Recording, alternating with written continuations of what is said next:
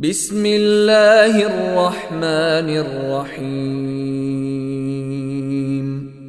قل هو الله أحد الله الصمد لم يلد ولم يولد ولم يكن له كفوا أحد الحمد لله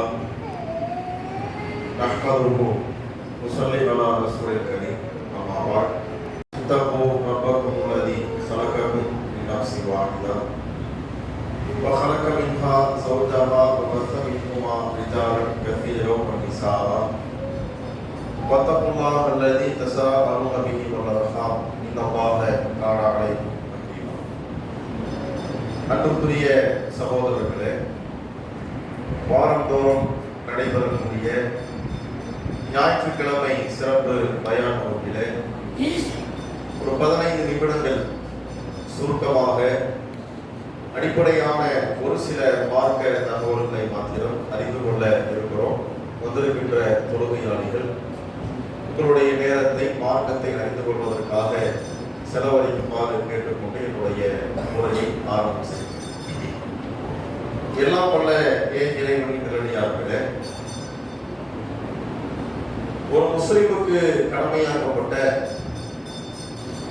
5 அடிப்படையான விஷயங்களிலே தொழுகை என்கின்ற ஒரு முக்கியமான ஒரு அமலை மார்க்கம் நமக்கு பல்வேறு வழிமுறைகளிலே வலியுறுத்தி சொல்கிறார். அந்த தொழுகையினுடைய சட்டங்கள் பலரும் சொல்லப்பட்டாலும் இந்த 15 நிமிடத்திலே ஒரு குறிப்பிட்ட சட்டத்தை மாத்திரம் நாம அறிய கடமைப்பட்டுகிறோம்.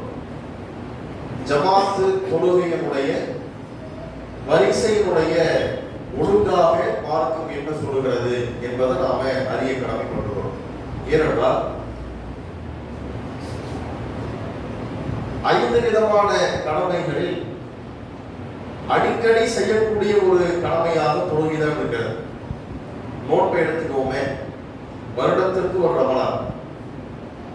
ஹஜ் என்று சொன்னால் வசதி உள்ளவர்கள் துல்ஹஜ் மாசம் தான் என்ன செய்ய முடியும், ஹஜ் செய்ய முடியும். ஜக்காத் என்று சொன்னால் அதுவும் மாதத்திற்கு ஒரு முறையோ, 3 மாதத்திற்கு ஒரு முறையோ, 6 மாதங்களுக்கு ஒரு முறையோ, வருடத்திற்கு ஒரு முறையோ, இப்படியாக தான் ஜக்காத் நிறைவேற்ற முடியும். ஆனால் இந்த தொழுகை என்பது ஒரு நாளைக்கு 5 முறை நிறைவேற்றக்கூடிய ஒரு வணக்க வழிபாடாக மார்க்கம் சொல்கிறது. அப்ப நாம எந்த சட்டத்தை நாம அதிகமாக தெரிந்து கொள்ள வேண்டும் என்றால், அவசியமாக தெரிந்து கொள்ள வேண்டும் என்றால், அவ்வப்போது பள்ளிவாசலுக்கு வந்து நிறைவேற்றக்கூடிய ஜமாத்தினுடைய தொழுகையின் சட்டங்களை நாம் அறிந்து கொள்வது என்பது அவசியமான ஒன்றாக மார்க்கம் இருக்கிறது. ஏன்? இந்த ஒரு அமல் தான் ஒரு முஸ்லிமிடத்திலே திரும்ப திரும்ப அவனுடைய நடைமுறையிலே வரக்கூடிய ஒரு அமலாக இருக்கிறது. அந்த அடிப்படையில ஜமாத்துடைய தொழுகையில் மார்க்கம் சொல்லக்கூடிய அடிப்படையான வலியுறுத்தப்படக்கூடிய முதல் விஷயம் என்னவென்றால், இமாமிற்கு பின்னால் நிற்கக்கூடியவர்கள் யார் என்பதை மார்க்கம் ரொம்ப வலியுறுத்தி சொல்கிறது. அல்லாஹ்வுடைய தூதரவர்கள் சொல்லி காட்டுகிறார்கள், இமாமுக்கு பின்னால நிற்கக்கூடியவங்க யாரா இருக்கணும், அதிகமான குர்ஆனுடைய வசனங்களை தெரிந்தவர்களாக இருக்க வேண்டும், அதிகமான மார்க்க சட்டங்களை குர்ஆனுடைய விளக்கங்களை அதிகமாக தெரிந்தவராக இருக்க வேண்டும், வயதிலே மூத்தவராக இருக்க வேண்டும் என்கின்ற சட்டத்தை என்ன செய்யறாங்க, ரசூலுல்லாஹ் சொல்லித்தராங்க. அப்ப நாம கவனிக்க வேண்டிய விஷயம் என்ன, இமாமுக்கு பின்னால் நிற்கக்கூடியவர் மார்க்க சட்டம் தெரிந்தவராக, குறிப்பாக ஜமாத் தொழுகையினுடைய சட்டம் தெரிந்தவராக இருக்க வேண்டும் என்பது முதல் அடிப்படையான விஷயம். ஏன் மார்க்கம் அப்படி சொல்றது? ஒருவேளை இமாம் காற்று பிரிந்து தொழுகையில இருந்து இடையிலேயே செல்லக்கூடிய ஒரு சூழ்நிலை வந்தால், ஒரு சிறுவனாக பின்னால் இருக்கும் பொழுது அந்த தொழுகையை டேக் ஓவர் பண்ண முடியுமா, எடுத்து நடத்த முடியுமா? அந்த சட்டம் அந்த சிறுவனுக்கு தெரியாது. அப்ப தொழுகையினுடைய சட்டம் தெரிந்த ஒருவர் பின்னால் நிற்கும் போது என்னாகும், அதை அவர் எடுத்து நடத்துவார். ஒருவேளை இமாம் தொழுகையில காற்று பிரிந்து ஜமாத்தை விட்டு போனாலும் கூட நான் நிக்கிறேன், நான் பார்த்துக்கிறேன் என்று வருவார். வரவர் சும்மா நிற்பாரு. அவருக்கு என்ன தெரிஞ்சாலும், ஓத தெரிஞ்சாலும், அவன் குர்ஆனுடைய வசனங்கள் தெரியும் போதுதான் என்ன செய்ய முடியும், அப்படியான ஒரு திடீர் போன்ற ஒரு சூழ்நிலை வரும் பொழுது அந்த இமாமத்தை தானாக எடுத்து நடத்தக்கூடிய ஒரு பக்குவத்துக்கு யார்தான் இருப்பாங்க? ஒரு வயது மூத்தவராகத்தான் இருக்க முடியும். அப்ப மார்க்கம் என்ன சொல்லுகிறது? தொழுகைக்கு தெரிய வேண்டும், அந்த தொழுகையிலே ஓதுவதற்கான வசனங்கள் தெரிய வேண்டும், அந்த தொழுகையை கையாளுவதற்கான பக்குவம் உள்ள வயதில் மூத்தவராக இருக்க வேண்டும் என்கின்ற சட்டத்தை என்ன செய்யறாங்க? ரசூலுல்லாஹ் நமக்கு சொல்லித்தராங்க. இப்ப இது நாம கவனிக்கணும். இதுல உள்ள மக்களிடத்துல உள்ள குறைபாடு என்ன அப்படின்னா, பிள்ளைங்க என்ன செய்வாங்க? இக்காமத்து சொல்லணும்னு ஆசைப்படுவாங்க இல்லையா? சில மகரிப் நேரங்களை பார்க்கும்போது பல இடங்கள்ல மதரசா குழந்தைகளாகவே முதல் வரிசையில் வைக்கக்கூடிய ஒரு சூழ்நிலை பார்க்கணும். மதரசா குழந்தைகளுக்கு தெரிகின்ற சூறாக்கள் கூட சில பெரியவர்களுக்கு தெரியாது. அது மிகப்பெரிய ஒரு வருத்தமான விஷயம். இருந்தாலும் கூட எல்லாத்தையும் கவனிக்கணுமா இல்லையா? அப்ப இக்காமத்தை சொல்லுகிறோம் என்கின்ற பெயர்ல யாருமே இல்லை, மதரசா குழந்தை நிறைய பேர் இருக்கிறாங்க என்கின்ற பெயர்ல முதல் வரிசை கொடுக்கவே சிறுவர்களை நிரப்பிவிட்டு அடுத்தடுத்த வரிசைகள்ல பெரியவர்கள் இருக்கின்ற ஒரு சூழ்நிலை பல இடங்களை நம்ம பார்க்கணும். இதுக்கு என்ன செய்யலாம்னு கேட்டா, முதல் அடிப்படை மார்க்கத்தை கடைபிடிச்சுட்டு போயிடும். அப்படியே ஒருவேளை பிள்ளைகள் இக்காமத்தை சொல்ல ஆசைப்பட்டாலும் இக்காமத்தை சொல்லிட்டு அந்த பக்கம் நிக்க வச்சிட வேண்டியது. இக்காமத்தை சொல்லிட்டு இந்த பக்கமா வந்துருங்க, உங்க ஆசை நிறைவேறிச்சா, இக்காமத்தை சொல்லியாச்சா, இதை திருத்திக்க, சரி பண்ணிக்க, கரெக்ஷனுக்கு சொல்லி கொடுத்தோமா, அந்த நன்மைக்கான வாய்ப்பு கொடுத்தோமா, சஃபனுடைய ஓரத்தில் கொண்டு வந்துட வேண்டியது. பெரியவர்கள் முன்னாடி நிற்க வைக்கணும். இதெல்லாம் என்ன செய்யுதுங்க? மார்க்கம் சொல்லுது. அதே நேரத்தில் அந்த சிறுவர்கள் என்ன செய்யக்கூடாது? பின்னாலத்துக்கு விடக்கூடாது. ஏன்னு கேட்டா, அவனுக்கும் அந்த நன்மை உண்டு. முதல் வரிசையினுடைய நன்மை யாருக்கும் இருக்கிறது? அவருக்கும் இருக்கிறது. ரசூலுல்லாஹ் சொல்றாங்க, முதல் வரிசையினுடைய ஜமாத் தொழுகையினுடைய முதல் வரிசையின் நன்மை நீங்கள் அறிவீர்கள் என்று சொன்னால் தவழ்ந்தாவது நீங்கள் முன்னால் வந்திருக்கிறார்கள் சொல். ஜமாத் தொழுகையினுடைய முதல் வரிசையில் உள்ள நன்மை நீங்கள் அறிவீர்கள் என்றால் அது சொல்லப்படலை, அது பாதுகாக்கப்பட்ட பொக்கிஷமாக இருக்கிறது நன்மை. ஒரு வேலை உங்களுக்கு சொல்லப்பட்டு விடும் என்றால் நீங்க எப்படி வருவீங்களா? தவழ்ந்தாவது வீடுகளில் இருந்து நேரங்காலமாக முதல் வரிசை இடம் பிடிப்பதற்காக நீங்க வந்திருக்கிறாங்க சொல்லுங்க. அப்ப அந்த நன்மை அவனுக்கும் இருக்கிறது. ஆனால் இமாமுக்கு அருகில் இருப்பதற்கான ஒரு விஷயத்தை பார்க்கும் பொழுது அதுக்கான தகுதி யாருக்கெல்லாம் போகுது? சிறுவர்களுக்கு இல்லாமல் போகுதுங்கிறத நம்ம புரிந்து கொள்ள வேண்டும். ஆனால் முதல் வரிசைக்கான உரிமை அவனுக்கும் இருக்கிறது. இதை நம்ம கவனிச்சு செய்வோம். நம்முடைய ஜமாத்துடைய தொழுகையில் வரிசையை அமைச்சுக்கணும். இரண்டாவது சட்டம் என்ன? தொழுகையில் இருக்கின்ற பொழுது இடைவெளி இல்லாமல் சரிக்கு சமமாக தோளோடு தோள் சேர்ந்து நிற்க வேண்டும் என்கின்ற ஒரு முக்கியமான விஷயத்தை என்ன செய்யறாங்க? ரசூலுல்லாஹ் நமக்கு சொல்லித்தராங்க. நபி அவர்கள் சொல்கிறார்கள், தொழுகையில் நீங்க இருக்கின்ற பொழுது இரண்டு பேருக்கு இடையிலே உள்ள இடைவெளியில் ஒரு ஆட்டுக்குட்டி நுழைவதை போல ஷைத்தான் உள்ளே நுழைவதை நான் பார்க்கிறேன் அப்படிங்கிறாங்க ரசூலுல்லாஹ். ரெண்டு பேருக்கு இடையில இடைவெளி இருக்கு, சேராம நிக்கிறீங்க. அந்த இடைவெளிக்குள்ளாக ஒரு ஆட்டுக்குட்டி நுழைவதை போல ஷைத்தான் நுழைவதை நான் பார்க்கிறேன். அப்படின்னா என்ன அர்த்தம்? ஷைத்தானுக்கு இடம் கொடுக்காதுங்கிறாங்க ரசூலுல்லாஹ். இந்த செய்தியினுடைய ஆழமான கருத்து என்ன தெரியுமா? நீங்க ஜமாத்துடைய தொழுகை தொழுகின்ற பொழுது உங்களுக்கு உள்ள மனநிலை ஒரு நிலைப்பாடையும், தனியாக தொழுகின்ற பொழுது உங்களுக்கு உள்ள மனநிலை ஒரு நிலைப்பாட்டை நீங்க யோசிச்சு பாருங்க. தனியாக தொழுகும் பொழுது கவனங்கள் சிதறப்படுவதை விட ஒரு ஜமாத்துடைய தொழுகையில் அதிகமாக என்ன செய்யாது? கவனம் சிதறாது. ஏன் தெரியுமா? நம்ம தொழுகையில சேர்ந்து நிற்கும் போது உள்ள நிறைய நன்மை என்னன்னு கேட்டா, கையை நகர்த்துறோம்னா இந்த பக்கம் இருக்கிற இடிச்சிருவாரு, இடிக்க வேண்டிய சூழ்நிலை வந்து சொரியணும் வைங்க. நம்ம சொரியத பக்கத்துல இருக்கிறாள் பாக்குறாரு, ஒரு துண்டல் போடுறோம் பக்கத்துல இருக்கிறாள் பாக்குறாரு, கொட்டாய் வரும் ஆடு கொட்டாய் வரும் பக்கத்துல இருக்கிறாளுக்கு ஒரு மாதிரியா இருக்கும், எதையோ யோசிச்சுட்டே இருக்கிறோம், பக்கத்துல இருக்கிற கொஞ்சம் நகர்ந்தா போதும் மறுபடியும் என்ன செஞ்சிருவோம்? தொழுகையினுடைய சிந்தனைக்குள்ள வந்துடும். அப்போ ஒரு ஜமாத்துடைய தொழுகை தோளோடு தோள் சேர்ந்து ஒட்டி நிற்கும் போது என்ன ஆகுன்னு கேட்டா, அதிகப்படியாக கவனங்கள் சிதறுவதற்கான வாய்ப்பு ரொம்ப ரொம்ப குறையும்.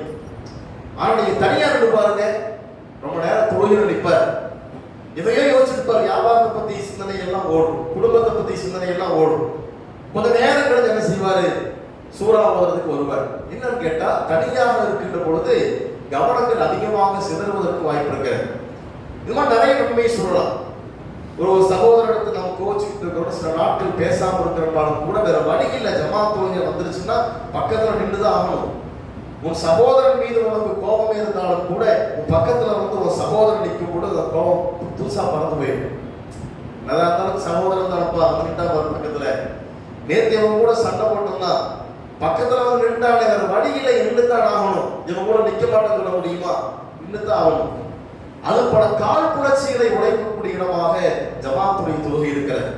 அப்ப நிறவேறுபாடை உடைக்கின்ற, எந்த ஜாதியிலிருந்து நீ வந்த, எந்த மதத்திலிருந்து வந்தங்கிற அது போன்ற வேறுபாடுகளை உடைக்கின்ற, சமத்துவத்தை போதிக்கின்ற ஒரு இடமாக ஜமாத்துடைய தொழுகையில சஃபினுடைய ஒழுங்கை என்ன செய்து மார்க்கம் சொல்லுகிறது. அப்படியான பல்வேறு நுணுக்கமான நன்மைகளை கொண்ட இந்த சஃபினுடைய ஒழுங்குகள்ல நம்முடைய மக்கள் செய்யக்கூடிய பலவீனம் என்ன? சஃபினுடைய அந்த ஒழுங்கை விட்டு முன்னால போய் நிற்கிறதும் பின்னால போய் நிற்கிறதும், பக்கத்தில் இருக்கிறவரோட சேராம நிற்கிறதும், கொஞ்சம் ஒட்டிங்கன்னா தள்ளி நின்னுங்கிறதும், தொழுக முடிஞ்ச பின்ன சண்டை போடுறதும், இதெல்லாம் நம்ம பல இடங்கள்ல பார்க்கணும். என்ன நினைக்கிறாங்கன்னா, என்னை யாரும் விட்டக்கூடாது, என்னை யாரும் வரசக்கூடாது, என்னை ஃப்ரீயா தொழுக முடியுங்கிறாங்க. அதுக்கு தனியாக தான் தொழுக முடியும். ஜமாத்துடைய தொழுகை என்று வந்துவிட்டால் சேர்ந்தான் இருக்க வேண்டும். அதான் மார்க்க சட்டம். எந்த அளவுக்கு ரசூலுல்லாஹ் அதை கவனிக்கிறாங்கன்னா, உமர் ரலியல்லாஹு அன்ஹு அறிவிக்கிறார்கள், நபி அவர்கள் ஜமாத்துடைய தொழுகையில சஃபை எப்படி சரி பண்ணுவாங்களாம்?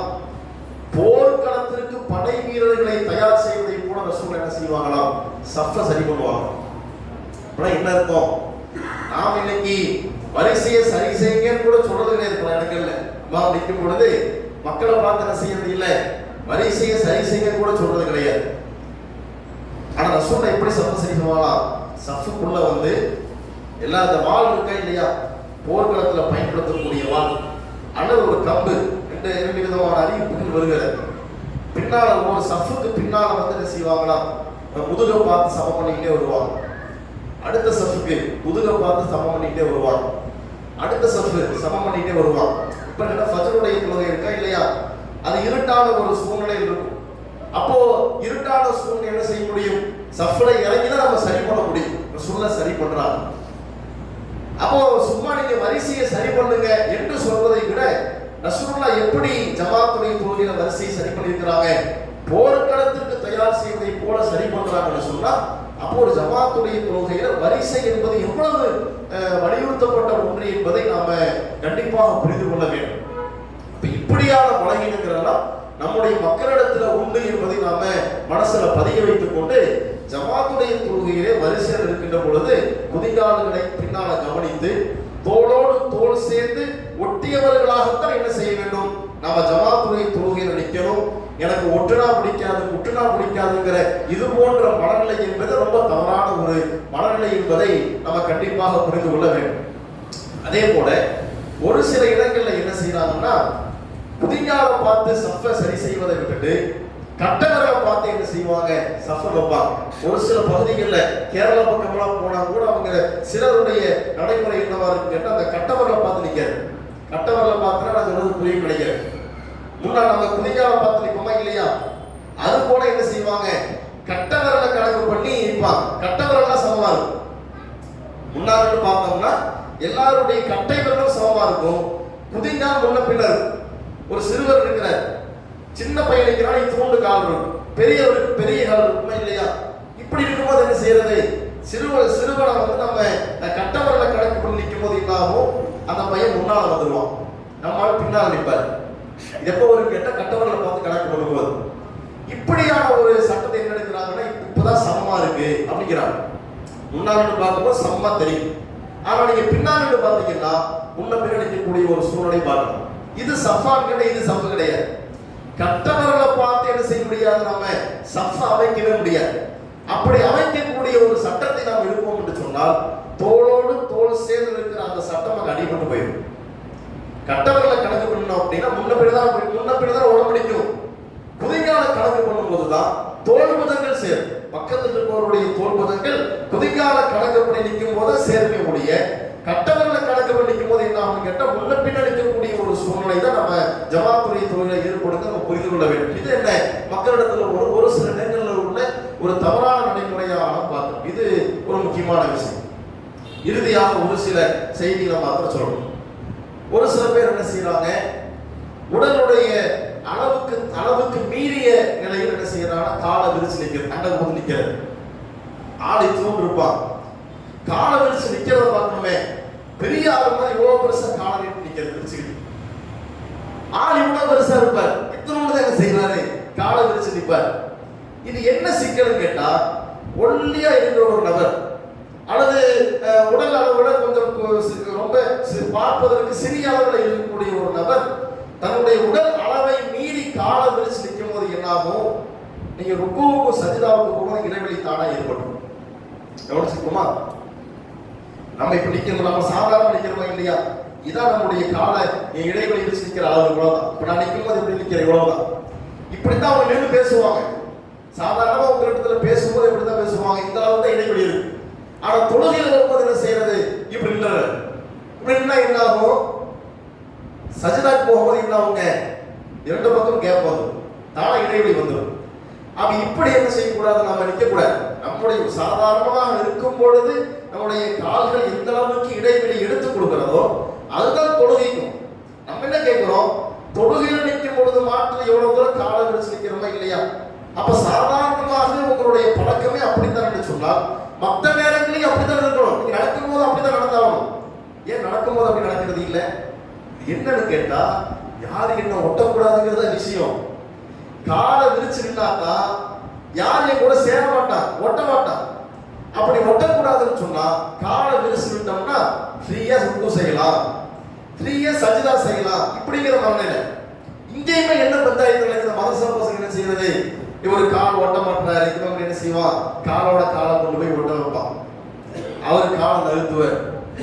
இங்க இருக்கிறவங்க என்ன செய்வான், காலோட கால் சேர்ந்து நிற்கும், காலை கொண்டு போய் ஒட்ட வைப்பான், இவர் கால் நிறுத்துவார். நீங்க ஒட்டாத இவர் நிறுத்துவார், நான் ஒட்டுவேன், இவன் செய்வான் காலை ஒட்டி வைப்பான். தொழுது முடிஞ்ச பிற பெரிய சண்டை, காலை உரசிக்கிட்டே இருக்கலாம். இது கவனிக்க வேண்டிய விஷயம் இருக்கு. என்னன்னு கேட்டா, காலும் ஒட்ட வேண்டிய அவசியம் கிடையாது. ஜமாத்துடைய தொழுகையில இரண்டு பக்கத்திலே உள்ளவர்களுடைய கால்களும் ஒட்ட வேண்டிய அவசியம் இல்லை. மார்க்கம் எதைத்தான் சொல்றதுன்னு கேட்டா, தோல் புதங்களை தான் கவனிக்க சொல்றது. தோளும் தான் ஒட்ட முடியும், காலும் ஒட்ட முடியாது, அது சாத்தியம் இல்லை. தொழுகையில எல்லாருடைய கால்களுமே ஒட்டி இருக்க வேண்டிய சூழ்நிலை வரும் என்று சொன்னால், உடல் பருமனாக இருக்கின்ற ஒரு சூழ்நிலை, உடல் பருமன் இல்லாமல் இருக்கின்ற ஒரு சூழ்நிலை வருகின்ற பொழுது காலையும் ஒட்ட வைக்க முடியாது. இங்க எதுதான் சரி வரும், உடல்கள் ஒட்டுவதும் சரியாகும். அதுதான் மார்க்கம் சொல்றதே முடிய, நாமளாக எதை விளங்கிக்கிட்டோம், கால ஒட்ட வைக்கிற அந்த சட்டத்தை நாமளாக விளங்கி கொண்டு ஒருத்தர் தள்ளி இருந்தாலும் கூட, காலை ஒட்டாமல் இருந்தாலும் கூட காலை கொண்டு போய் சேர்த்து வைக்கிற ஒரு சூழ்நிலை பார்க்கணும். இது என்ன இல்லை, மக்களிடத்தில் உள்ள தவறான ஒரு புரிதல். மற்றபடி என்ன இல்லைங்க, காலையும் ஒட்ட வேண்டிய அவசியம் எல்லாம் மார்க்கத்துல சொல்லப்படல. உடல்கள் ஒட்டினால் போதுமானதை மார்க்கம் சொல்லுகிறது. அப்ப இது நாம ஜமாத்துடைய தொழுகையில கவனிக்க வேண்டிய விஷயம். அதே போல நிறைய சட்டங்கள் இருக்குது. என்ன இருக்குங்க, ஜமாத்துடைய ஒழுங்கு எடுத்துக்கிட்டீங்கன்னா அது 1 மணி நேரம் வரைக்கும் நம்ம பேசலாம். அவ்வளவு மக்களோட நிறைய குறைபாடுகள் இருக்கிறது. இருந்தாலும் ஒரு சில செய்திகளை மாத்திரம் நம்ம என்ன செஞ்சிருக்கிறோம், இந்த சுருக்கமான நேரத்தில் பதிவு செய்திருக்கிறோம்.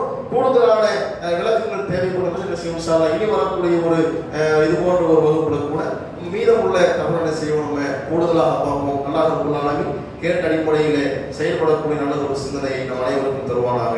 வாக்குதவான அல்லாஹ்